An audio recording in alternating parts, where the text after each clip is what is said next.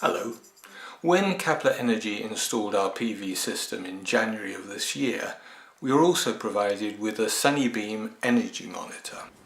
It communicates with the rest of the system wirelessly and tells us how much energy we're generating and how much we've generated. It's very simple to operate. There are no batteries, it's got its own small PV panel on the back, and it just sits around in our kitchen recording what's been going on our roof.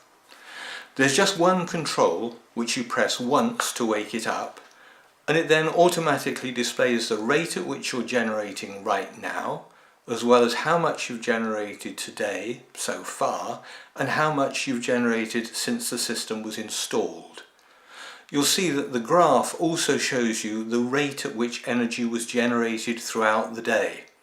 And you'll see from our graph that it's been a pretty mixed day today, with clouds going across the sun from time to time. Turning the control once shows how much you generated yesterday, and turning it again presents you with a bar graph showing the results for the last 31 days. You'll see we had a pretty grim day about a week or so ago. Turning it again gives a bar graph for the last 12 months. Now, our system hasn't been installed for a full year yet, so there are some empty months, but you can see a fairly classic curve developing, with the best results, understandably, coming in midsummer.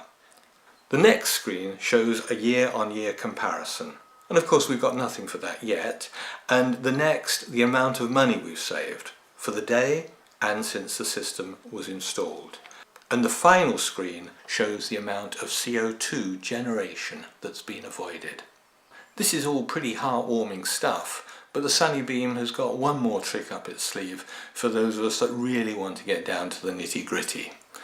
It can be plugged directly into the USB port of your computer, where it will show up on the desktop like a hard drive or USB stick. You'll then be able to download files which can be read in Excel, both for daily generation or for monthly overviews, in an awful lot of detail.